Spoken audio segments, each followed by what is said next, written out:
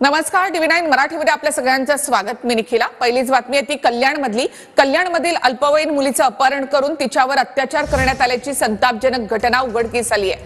अत्याचारानंतर पीडितेची हत्या करण्यात आली। दरम्यान या प्रकरणातील मुख्य आरोपी विशाल गवळीची पत्नी साक्षी गवळीला 2 दिवसांची पोलीस कोठडी सुनावण्यात आली आहे।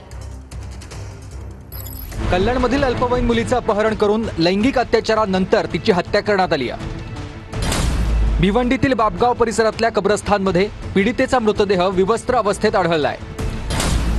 सोमवारी संध्याकाळपासून अल्पवयीन मुलगी कोळशेवाडीमधून बेपत्ता होती। या प्रकरणातील मुख्य आरोपी विशाल गवळीला शेगावमधून पोलिसांनी ताब्यात घेतलंय। 6 पथकाकडून विशाल गवळीचा पोलीस शोध घेत होते। विशाल गवळीवर याआधीच बलात्कार, पोक्सो तसंच विनयभंगासारखे अनेक गुन्हे दाखल आहेत। विशाल गवळीवर तडीपारीची देखील कारवाई केली होती। सध्या तो जामिनावर बाहेर होता। या प्रकरणी अल्पवयीन मुलीला रिक्षातून नेणाराही पोलिसांच्या ताब्यात आहे। आरोपीवर कठोर कारवाई करण्याची पीडितेच्या वडिलांची मागणी आहे।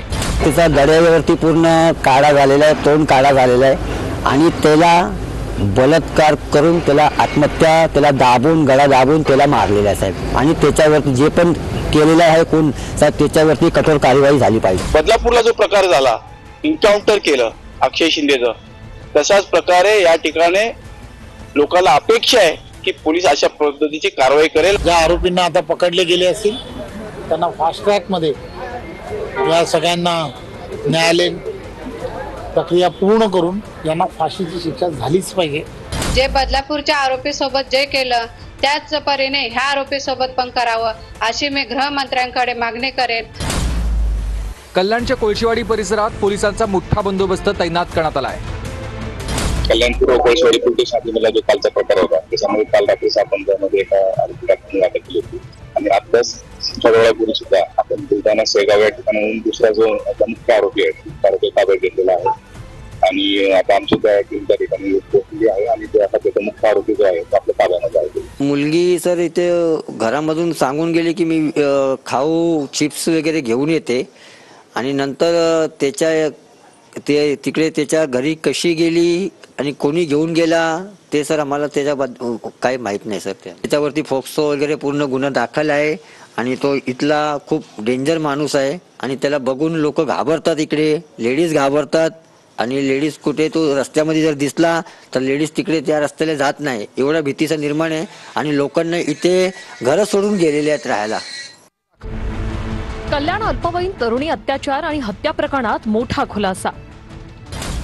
आरोपी विशाल गवळीच्या तिसरी पत्नी साक्षी गवळीनं सांगितला घटनाक्रम। सोमवार संध्याकाळी 5 वाजता आरोपी विशाल गवळी अपहरण करून अल्पवयीन मुलीला घरी घेऊन आला होता। त्यानंतर अत्याचार करून विशाल गवळीनं अल्पवयीन मुलीची हत्या केली। आरोपीच्या बायकोचा खुलासा। हत्या केल्यानंतर विशालनं एका बॅगेत अल्पवयीन मुलीचा मृतदेह बांधून ठेवला होता। संध्याकाळी 7 वाजता आरोपीची बायको घरी आल्यानंतर आरोपी विशालनं सर्व घटना सांगितली। संध्याकाळी 7:30 नंतर मृतदेहाचं काय करायचं म्हणून आरोपी विशाल आणि त्याच्या बायकोनं योजना आखली। मृतदेहाची विल्हेवाट लावण्याआधी दोघांनी घरातील पुरावे नष्ट केले। रात्री 8:30 वाजता मित्राची रिक्षा बोलावून 9 वाजता बापगावच्या दिशेनं जात मृतदेह फेकला। मृतदेह फेकून परतत असताना आरोपी विशालनं दारू विकत घेतली आणि त्यानंतर पत्नीच्या गावी बुलढाणा येथे निघून गेला। दरम्यान आज पोलिसांनी आरोपी विशालला शेगावातून अटक केली आहे।